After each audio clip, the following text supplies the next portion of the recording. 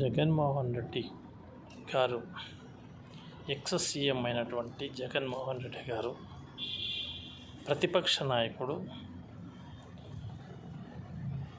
ఇంట్లో నుంచి బయటికి వస్తే, జనాల్లోకి వస్తే కూటమి ప్రభుత్వానికి ఎక్కడ చూసినా ఏ ఏరియానకు ఏపీ స్టేట్లో ఏ మూలకు పోయినా జగన్మోహన్ రెడ్డి గారికి విపరీతమైన ఫాలోయింగ్. జనాలు, ప్రజలు, ఓట్లు వేయగలిగిన శక్తి ఉన్న మనుషులు, నాయకులు అని ఏ ప్రోగ్రాంకి పోయినా అడుగు బయట పెడితే జై జగన్ అనే వినాదాలు తప్ప మరి ఏమీ రావు. ప్రతిపక్ష నాయకుని చూస్తే పాలక పక్షానికి ఎందుకు అంత కక్షపూరితమైనటువంటి అనురాగము? ఆయన చూస్తే సాలీలకు గుండెల్లో దడ స్టార్ట్ అవుతుంది. జగన్ జగన్ జగన్ జగన్ జగన్ పేరు చెప్తే ఎందుకు ఆ విధంగా భయపడిపోతున్నారు? ఆఫ్టర్ ఆల్ పులివెందుల ఎమ్మెల్యే చూసి మీరు ఎందుకు భయపడుతున్నారు? అక్కర్లేదు, భయపడాల్సినంత అవసరం లేదనుకున్నప్పుడు చంద్రబాబుని చూశాను ఎన్నోసార్లు. ఎక్కడ చూసినా కానీ వెన్నుపోటు రాజకీయం తప్ప మరి ఏమి చేయడు.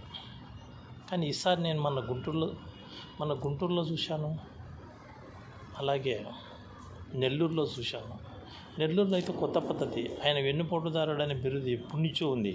కానీ ఈసారి గుంతలు తీసే నాయకుడు కూడా తయారైపోయాడు.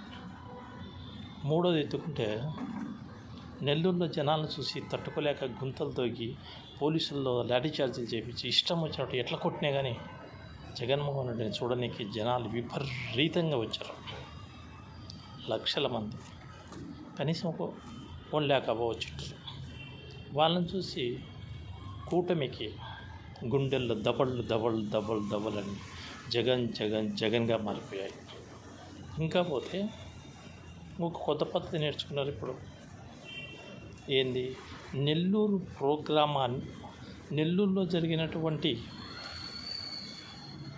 నెల్లూరులో విపరీతమైనటువంటి జనాలు వచ్చినారు కాబట్టి అది చూసి వీళ్ళకి దడలు పుట్టి వెనకమ్మడే హైదరాబాద్లో 11 కోట్లు దొరికిందట. 11 కోట్లు మరి ఎవరితో అది? అంటే నెల్లూరులో జనాలను డైవర్స్ చేసేదానికి ఈ 11 కోట్లు మళ్ళీ తీసుకొచ్చారు. కోట్లు బ్రహ్మాండంగా అడిగారు. వాళ్ళ దగ్గర సమాధానం లేవు. సిబిఐ సిట్ కూడా దానిపైన సమాధానం సక్రమంగా చెప్పలేకపోయింది. చీపాట్లు పెట్టింది. జగన్మోహన్ రెడ్డి అంటే క్రేజ్ ఉన్న వ్యక్తి, ఆయన జోలికి పోతే మీరు ఇబ్బంది పడేది మీరే. ఇప్పటికైనా తెలుసుకోండి అయ్యా. మీరు చెప్పినటువంటి సూపర్ 6, సూపర్ 7 అమలు చేయండి అయ్యా. 134, 144 పథకాలు చెప్పారు, అవి కూడా అమలు చేయండి. ప్రజల దగ్గర క్రేజ్ పొందండి. అంతేగాని జగన్ మీద తిరగబడితే ఆయన రోజుకు ఎదిగిపోతున్న విధానం, ప్రజలను ఆయన ఆదరిస్తున్న విధానాన్ని మీరు చూస్తే జగన్మోహన్ రెడ్డి 11 అంటున్నారు. మీరు రాబోయే రోజుల్లో ఒకటి కూడా వస్తుందో రాదో మాకు తెలియదు. తెలుగుదేశం ఇప్పటికైనా గుర్తుపెట్టుకోండి. కూటమి ప్రభుత్వానికి నేను ఇక్కడి నుంచి విస్తరిస్తున్నా. మీకు కాంగ్రెస్కు పుట్టిన గతి పడుతుంది. ఏపీలో కాంగ్రెస్కి ఏ విధంగా పట్టిందో అదే గతి మీకు కూడా పడుతుంది. నెక్స్ట్ ఆలోచించుకోండి. బీ కేర్ఫుల్ అని నేను అనుకుంటున్నా. నేను విస్తరిస్తున్నా ఇక్కడి నుంచి. మీరు ఎవరు, ఏంది, ఏం కదా అనేది ప్రజలకు తెలుసు. మీరు ఎంతవరకు ప్రజలకు న్యాయం చేస్తారో కూడా ప్రజలకు తెలుసు. కానీ మీరు చేసే విధానాలు సరిగా లేవు. అందుకే జనాలు మిమ్మల్ని సరిగా రిసీవ్ చేసుకోవడంలే. జగన్మోహన్ రెడ్డి చేసే పథకాలు ఎక్కడ చూసినా, ఏ ఏరియాలో చూసినా బ్రహ్మాండంగా ఉన్నాయి. కాబట్టి జగన్ని రిసీవ్ చేసుకుంటున్నారు. ఆయన చెప్పినటువంటి పథకాలు 99% చేసి ప్రజలకు మన్నన పొందినటువంటి ఆయన మన్ననలు పొందినటువంటి నాయకుడుగా ఏపీ స్టేట్లో ఆయన్ని ఎదిరించే పార్టీ మరొకటి లేదని, 3 పార్టీలు పెట్టినా 30 పార్టీలు పెట్టినా ఈసారి మీకు సింగిల్ డిజిట్ తప్ప డబల్ రాదని నేను మనవి చేసుకుంటున్నా.